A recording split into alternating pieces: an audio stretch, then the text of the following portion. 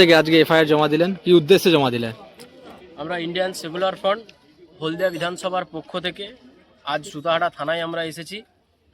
গত কিছুদিন আগে আপনারা জানেন হরিণঘাটার বিজেপি বিধায়ক অসীম সরকার যেভাবে ইসলাম ধর্ম নিয়ে এবং ইসলাম ধর্ম পবিত্র ধর্মগ্রন্থ কোরআন নিয়ে যেভাবে তিনি কুরুচিকর মন্তব্য করেছেন, তাতে আমরা ইন্ডিয়ান সেকুলার ফ্রন্ট দেখছি যে এতে সমাজে দাঙ্গা লাগতে পারে এবং যেভাবে মুসলিম সমাজের মানুষের ভাবাবেগে আঘাত দিয়েছে তার বিরুদ্ধে আমরা আজ সুতাহাটা থানায় এফআইআর দায়ের করতে এসেছি। অসীম সরকারের বিরুদ্ধে কি চাইছেন এখন আপনারা?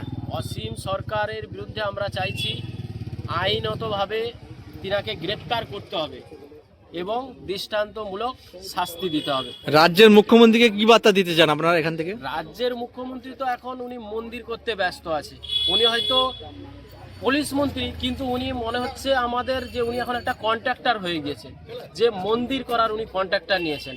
তারপরেও রাজ্যে সচেতন মানুষ আছে, তারা তাদের মত রাখবে এবং আমরা প্রশাসনের কাছে এবং পুলিশ মন্ত্রীর কাছে আবেদন রাখব যাতে আগামী দিন এইভাবে কোনো সম্প্রদায়কে যেন কেউ না যেন কুরুচিকর মন্তব্য করতে পারে, তার জন্য আপনাকে দৃষ্টান্তমূলক শাস্তি দিতে হবে।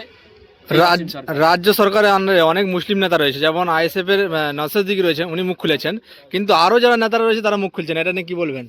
ওনাদের সাহস নেই বলার, কারণ ওনাদেরকে সেরকম দেখেই ওনাদেরকে টিকিট দেওয়া হবে, তাই ওনারা ভয়েতে মুখ খুলবেন। ওরা হয়তো নামে মুসলিম আছে কিন্তু ওদের কাজে মুসলিম কিছু নেই। কিন্তু অসীম সরকার এখনো পর্যন্ত দাবি করে যাচ্ছে সোশ্যাল মিডিয়ায় এসে যে তিনি যা বলেছেন ঠিক বলেছে, কিন্তু আঘাত দেওয়ার জন্য তিনি ক্ষমা চাইছেন, কিন্তু তিনি বলছেন যে কোরআনে এখনো আমার কাছে আছে। অসীম সরকার যে বক্তব্য দিয়েছে তাতে দাঙ্গা লাগতে পারে, কারণ উনি ধর্মগ্রন্থ কোরআন নিয়ে কথা বলেছেন, যে কোরআন মুসলিমদের হচ্ছে পবিত্র ধর্মগ্রন্থ, সেই কোরআন নিয়ে উনি বলেছেন ক্ষমা চাইলে উনাকে হবে না, উনাকে প্রশাসনের আওতায় এসে দৃষ্টান্তমূলক শাস্তি দিতে হবে। আমাদের আবেদন। আপনার নাম?